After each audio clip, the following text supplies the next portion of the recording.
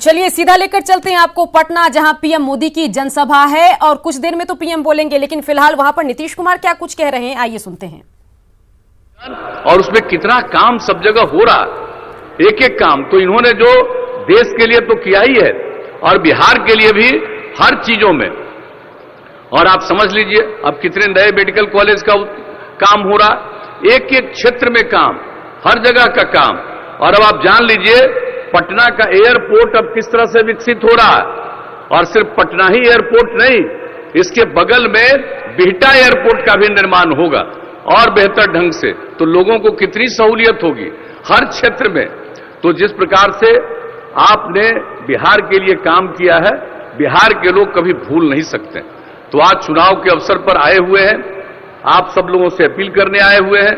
और अगर आप सब लोग इनकी अपील को मान करके आगे फिर काम करने का मौका एनडीए को राज्य में दीजिएगा, तो आप निश्चित जानिए कि ये बिहार को विकसित राज्य में तब्दील करेंगे। बिहार बहुत आगे बढ़ेगा और अब तक जो कुछ भी संभव है काम हो रहा, अब आगे बहुत ज्यादा काम होना, इसके बारे में आप जान लीजिए।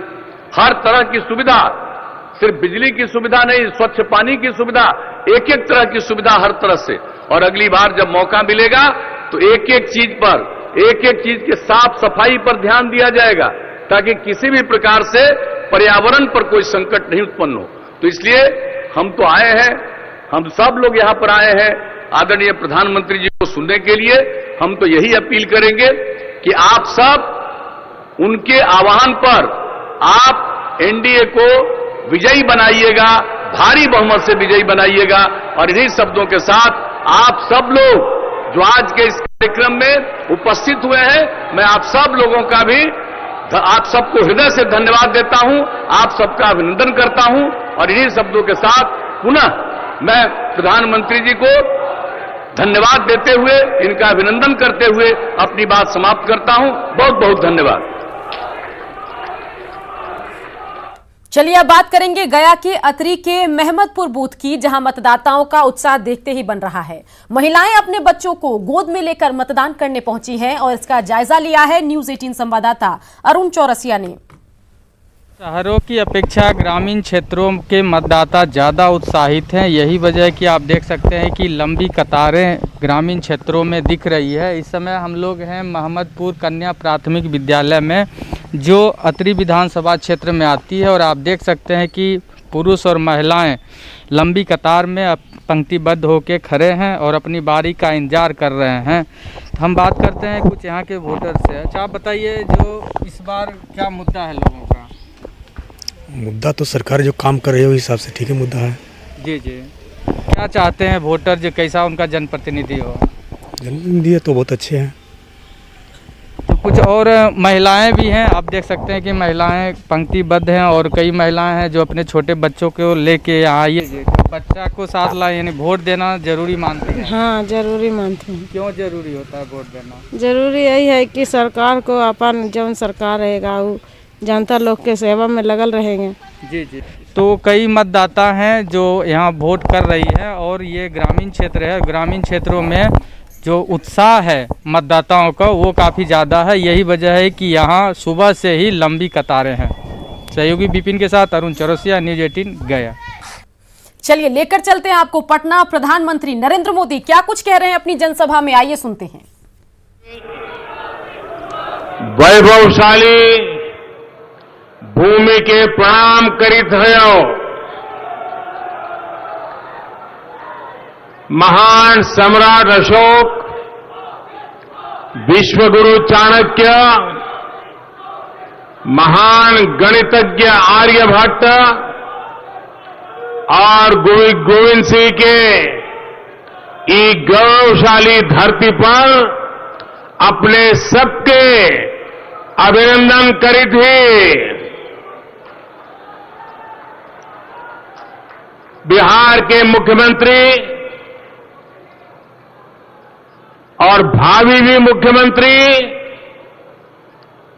मेरे मित्र श्रीमान नीतीश कुमार जी, केंद्रीय मंत्रिमंडल में मेरे साथी श्री रविशंकर प्रसाद जी, राज्य मंत्रिमंडल के अन्य साथी, सांसद श्रीमान रामकृपाल यादव जी, पूर्व सांसद डॉक्टर सीपी ठाकुर जी, मंच पर विराजमान अन्य सभी सांसदगण, सभी पार्टियों के नेतागण और मेरे प्यारे भाई और बहनों,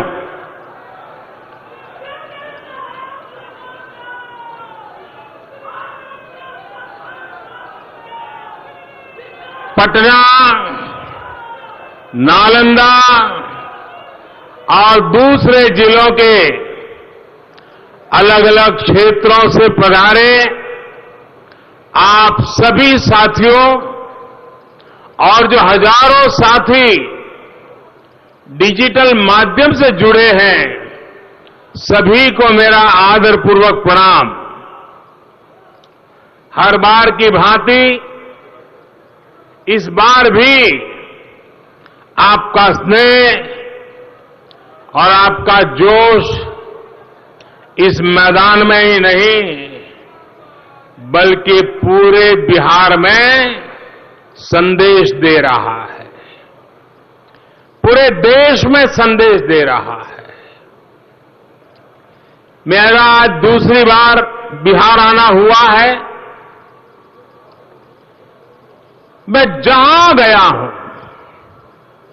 ऐसा ही अद्भुत नजारा, ऐसा ही उमंग, ऐसा ही दृढ़ निश्चय मैं बिहार के लोगों में देख रहा हूं और इसलिए मैं बिहार की जनता का सर झुका करके वंदन करता हूं। भाई और बहनों, बीते 1.5 दशकों में नीतीश जी की अगुवाई में बिहार ने कुशासन से सुशासन की तरफ कदम मजबूत गति से बढ़ाए हैं। एनडीए सरकार के प्रयासों के कारण बिहार ने असुविधा से सुविधा की और अंधेरे से उजाले की ओर, अविश्वास से विश्वास की ओर, अपहरण उद्योग से अवसरों की ओर एक लंबा सफर तय किया है। लेकिन सुशासन और विकास एक निरंतर चलने वाली प्रक्रिया है।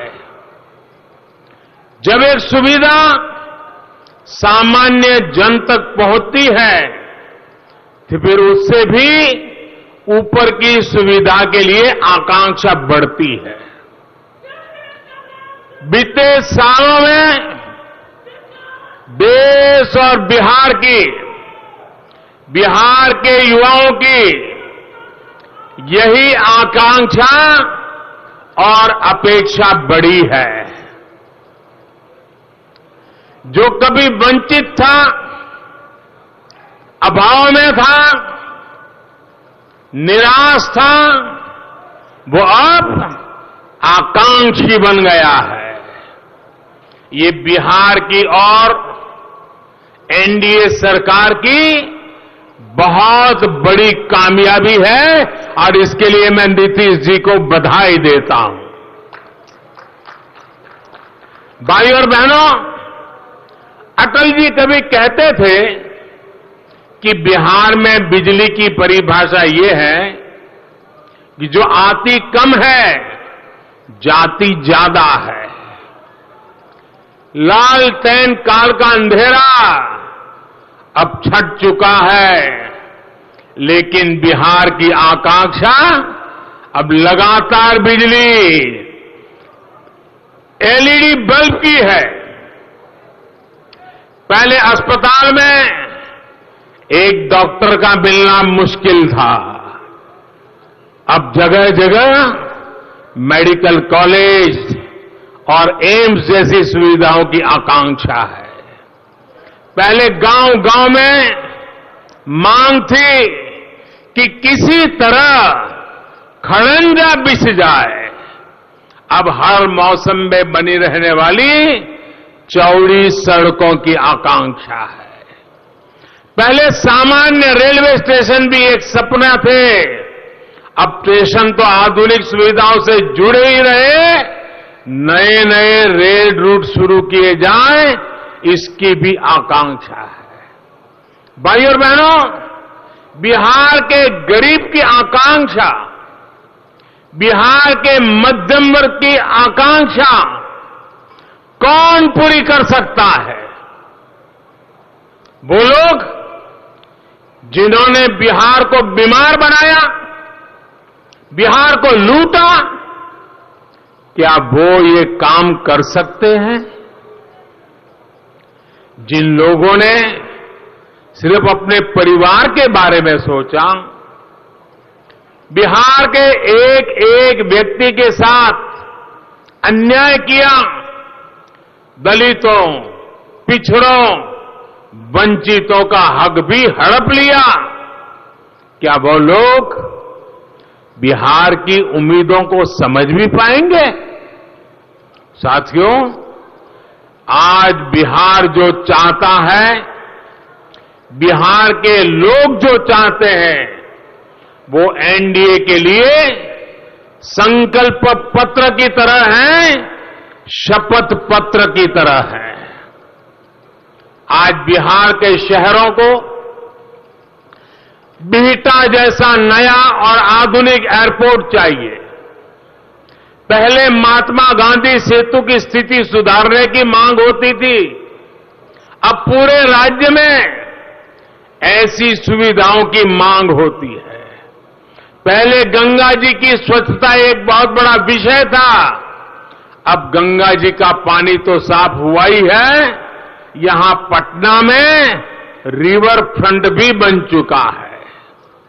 हाल में जो सरकार ने मिशन डॉल्फिन शुरू करने का फैसला किया है, ये मिशन डॉल्फिन के कारण उसका सबसे बड़ा लाभ गंगा के इस पाट पे होने वाला है। पटना और आसपास के लोग उसके कारण बहुत रोजी रोटी कमाने वाले हैं। सैकड़ों करोड़ रुपयों का खर्च होने वाला है। साथियों, पहले पटना में रिंग रोड की मांग होती थी, रिंग रोड बनी तो फिर मेट्रो की मांग तेज हुई। आज पटना मेट्रो पर काम चल रहा है तो दूसरे शहरों में भी ऐसी सुविधा की अपेक्षाएं बढ़ी है।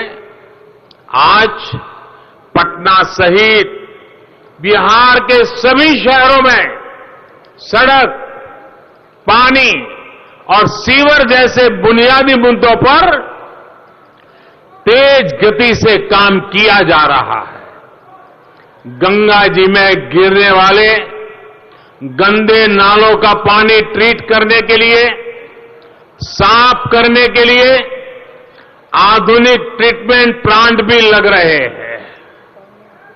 गंगा जी के घाटों का जीर्णोद्धार किया जा रहा है, घाटों का सुंदरीकरण किया जा रहा है। साथियों, एक समय था जब पासपोर्ट बनवाने के लिए पटना आने के सिवाय कोई चारा नहीं था। अब बिहार में 33 पोस्ट ऑफिस, पासपोर्ट सेवा केंद्र खुल चुके हैं। अब पासपोर्ट बनवाना और आसान हुआ है और ये मांग भी बढ़ी है कि और शहरों में भी ऐसे सेंटर खोले जाए। भाइयों और बहनों, बिहार के लोगों की इन अपेक्षाओं की पूर्ति अगर कोई कर सकता है तो आपको भी भरोसा है, देश को भी भरोसा है, ये सिर्फ और सिर्फ एनडीए कर सकता है। आपकी इन अपेक्षाओं की पूर्ति एनडीए के द्वारा होना तय है। आत्मनिर्भर भारत, आत्मनिर्भर बिहार के पीछे भी यही प्रेरणा है, यही प्रोत्साहन है। इस अभियान का सबसे बड़ा लक्ष्य देश के, बिहार के अपने सामर्थ्य को नई ऊर्जा देने का है। इस अभियान का लक्ष्य बिहार के युवाओं को नए अवसर देने का है, नए रास्ते दिखाने का है। इसके लिए एनडीए सरकार दिन रात काम कर रही है। बीते समय में शिक्षा से लेकर शासन तक, किसान से लेकर श्रमिक तक, ईज ऑफ लिविंग से लेकर ईज ऑफ डूइंग बिजनेस तक के लिए अभूतपूर्व रिफॉर्म्स किए गए हैं। आज 3.5 दशक बाद नई राष्ट्रीय शिक्षा नीति देश को मिल चुकी है। इस शिक्षा नीति में भाषा और अवसरों के अभाव के कारण बिहार का जो हमारा गरीब और वंचित छूट जाता था, उसको सबसे ज्यादा लाभ होने वाला है। यही नहीं, बिहार जैसे राज्यों में इंटरनेशनल इंस्टीट्यूट्स और क्वालिटी टीचर्स के लिए भी एक खाका इसमें खींचा गया है। साथियों, पढ़ाई ही नहीं, सरकारी भर्तियों में पारदर्शिता के लिए निरंतर कदम उठाए जा रहे हैं। अगर एससी एसटी के आरक्षण को 10 साल के लिए आगे बढ़ाया गया है, इसी पार्लियामेंट के सत्र में हमने समाज के प्रति सामाजिक न्याय का ये कदम उठाया है। तो सामान्य वर्ग के गरीबों को भी सामाजिक न्याय का हक है और इसलिए सामाजिक वर्ग के गरीबों को भी 10% का आरक्षण दिया गया है। केंद्र सरकार ग्रुप बी और ग्रुप सी की सेवाओं से इंटरव्यू पहले ही खत्म किया जा चुका है। वे भ्रष्टाचार का बहुत बड़ा मायाजाल था, उसे खत्म कर दिया। अब और एक बड़ा महत्वपूर्ण कदम लिया है। अब कॉम्पिटिटिव एग्जाम की व्यवस्था में भी अभूतपूर्व सुधार किए गए हैं। नेशनल रिक्रूटमेंट एजेंसी के तहत अब रेलवे, बैंक और दूसरी अनेक सरकारी भर्तियों के लिए एक ही कॉमन एंट्रेंस एग्जाम की व्यवस्था, ये बहुत बड़ा सुधार है। अलग अलग एग्जाम खत्म होने से युवाओं की ऊर्जा, कोचिंग में लगने वाला धन और समय, परेशानी, सब कुछ बहुत कम हो जाएगा। इससे भर्तियों में पारदर्शिता भी बढ़ेगी। वरना पहले तो हर एक के लिए अलग फॉर्म भरो, हर एक के लिए अलग एग्जाम दो और एक ही डेट में 2 एग्जाम आ गई तो कहां जाओ कहां न जाओ, परेशानी, ये सब अब खत्म कर दिया गया है। और अब दूर दूर तक जाना भी नहीं पड़ेगा, अपने जिले में व्यवस्था मिल जाएगी, ताकि आप हिंदुस्तान की बड़े से बड़ी किसी भी जगह पे जाना चाहते हैं, आपका रास्ता खुल जाएगा। आज आत्मनिर्भर बिहार के माध्यम से अगर भाजपा और एनडीए नए रोजगार निर्माण का रोडमैप रख रही है, तो उसके पीछे इन्हीं सुधारों का आत्मविश्वास है। साथियों, बिहार में आईटी हब बनने की पूरी संभावना है। यहां पटना में भी आईटी की बड़ी कंपनी ने अपना ऑफिस भी खोला है। सिर्फ ऑफिस ही नहीं खुला है, बिहार के नौजवानों के लिए नए अवसर भी खुले हैं। बीते सालों में दर्जन भर बीपीओ पटना, मुजफ्फरपुर और गया में खुल चुके हैं। इससे भी अनेकों युवाओं को रोजगार मिला है। मैं पटना के लोगों से जानना चाहता हूं, बिहार के लोगों से जानना चाहता हूं, क्या जंगल राज में बिहार आईटी हब बनने का सपना भी देख सकता था? मेरे प्यारे बिहार के भाइयों बहनों, पुरानी चीजें याद करके एक बात जरूर अपने मन को सवाल पूछिए, आप मन में सोचिए, जंगल राज के युवराज क्या वो बिहार को आईटी के क्षेत्र में या आधुनिकता के किसी भी क्षेत्र में आगे ले जा सकते हैं? इसका जवाब मुझसे ज्यादा बिहार की जनता जानती है। 15-15 साल तक वो जुल्म झेला है। भाइयों और बहनों, आज देश में टेक्नोलॉजी का इस्तेमाल बढ़ाने में उन लोगों की बहुत बड़ी भूमिका है जिन्हें जंगल राज के दौर में यहां से पलायन के लिए मजबूर होना पड़ा था।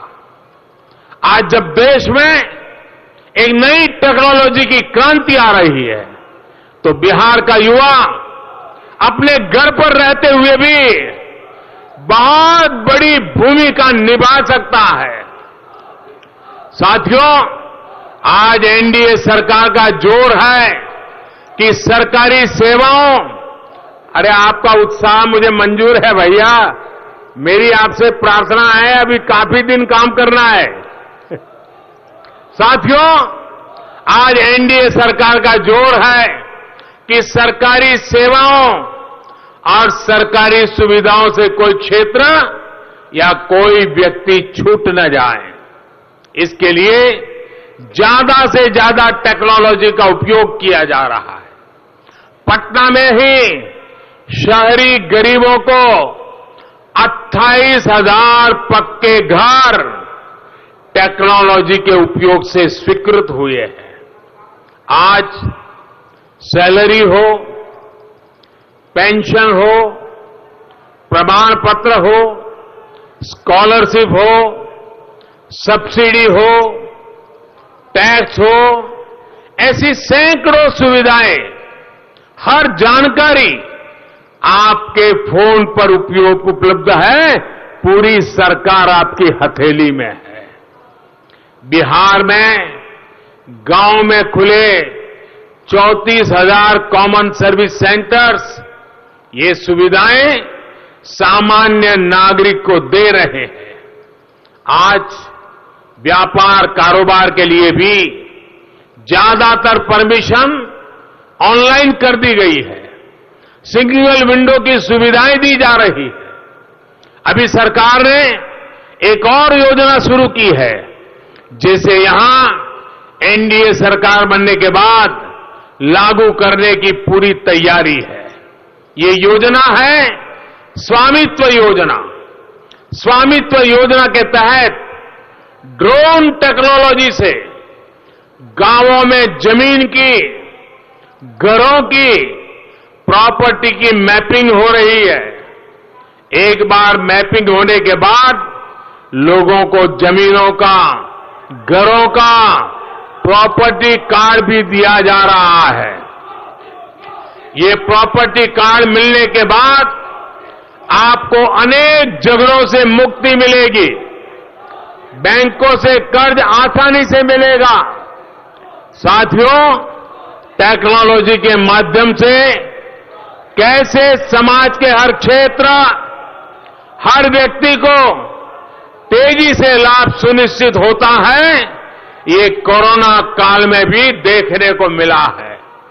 आप कल्पना कर सकते हैं, अगर मोबाइल को आधार और बैंक खातों से न जोड़ा गया होता तो इस संकट काल में बिहार की गरीब बहनों के खाते में करोड़ों रुपये सीधे कैसे पहुंच पाते। अगर पीएम किसान सम्मान निधि को टेक्नोलॉजी से न जोड़ा गया होता तो क्या बिहार के किसानों के बैंक खाते में हजारों करोड़ रुपये पलक झपकते क्या पहुंच पाते? श्रमिकों, संगठित क्षेत्र के कर्मचारियों, पेंशन धारकों, ऐसे अनेक साथियों की सीधी मदद अगर ये न होता तो संभव नहीं थी इस कालखंड में। साथियों, जनधन, आधार, मोबाइल की त्रिशक्तिना अगर वो न होती तो बिहार के लाखों गरीब परिवारों के हक का राशन पहले की तरह जो 15 साल पहले होता था कोई हड़प लेता। कोरोना के इस काल में गरीब और मध्यम वर्ग के वो साथी जिन्होंने home loan, auto loan, education loan, credit card या एमएसएमई के लिए लोन ले रखा है, उनको भी बड़ी राहत दी गई है। भाई, आपका उत्साह मुझे मंजूर है, आपका प्यार मेरे सर आंखों पर।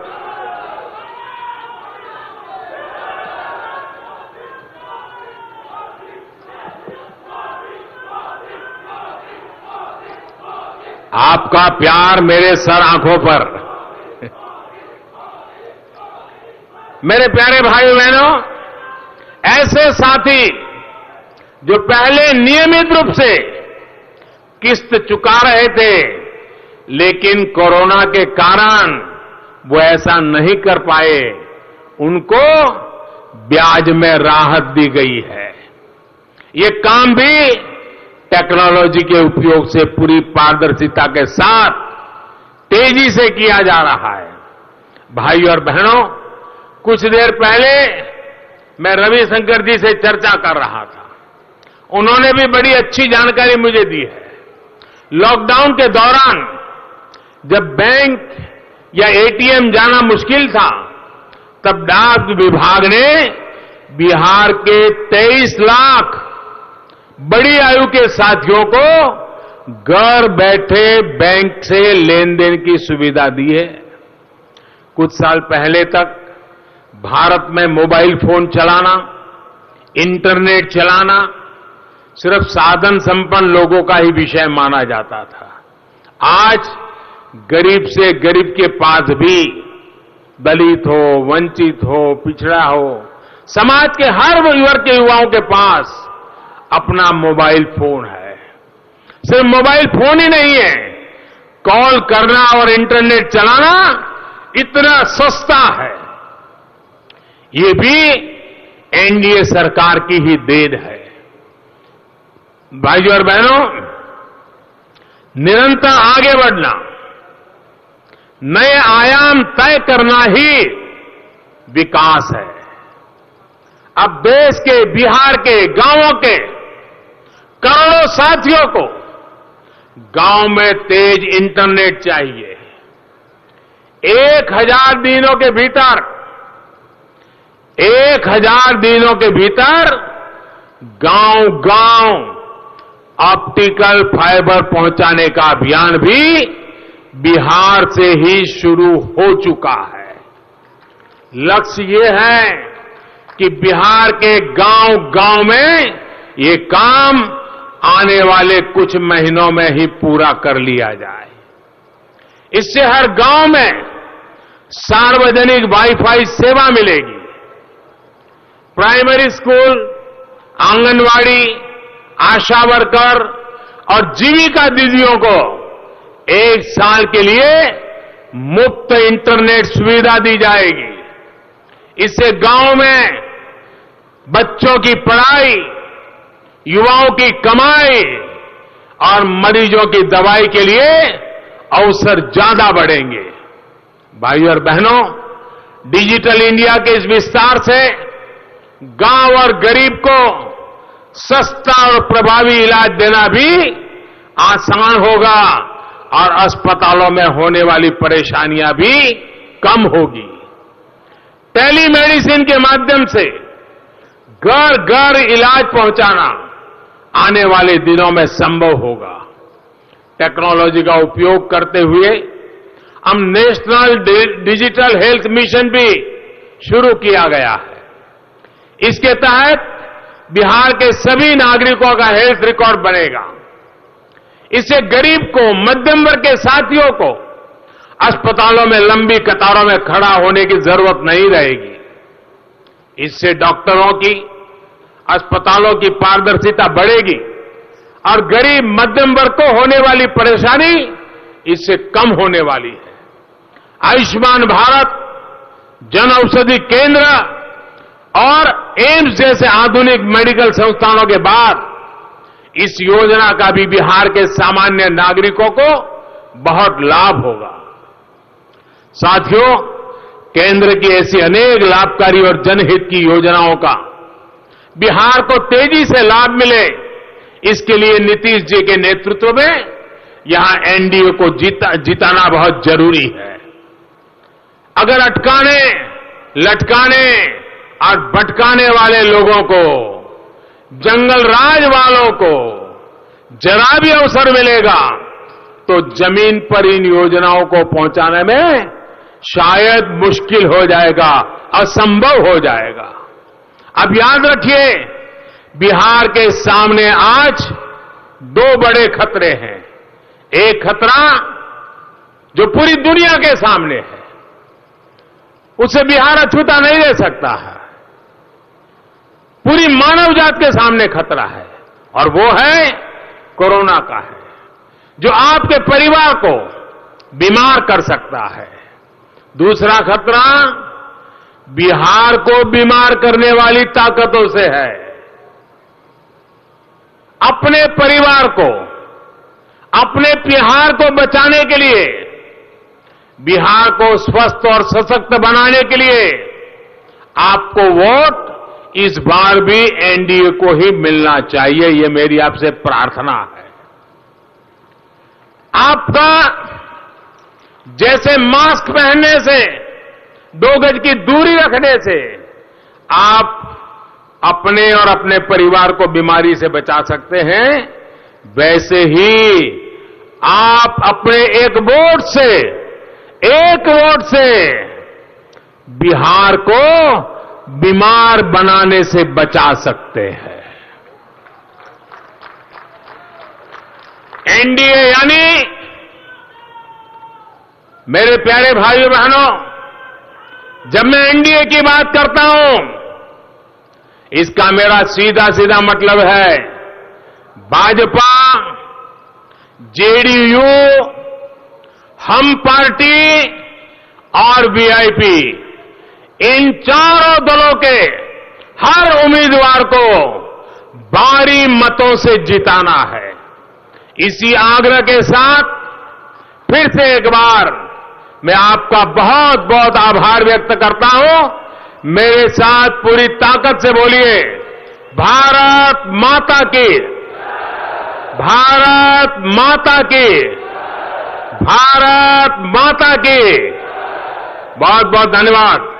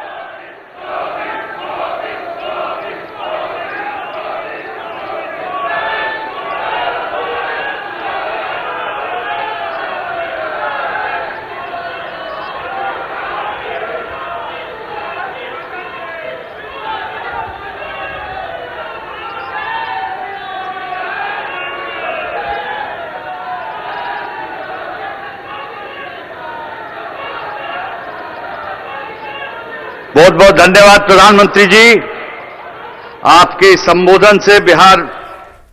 तो बिल्कुल आप सुन रहे थे, प्रधानमंत्री हमलावर नजर आ रहे थे और नीतीश कुमार और साथ ही एनडीए की तारीफों के पुल बांध रहे थे। बने रहिए, जल्द लौटेंगे।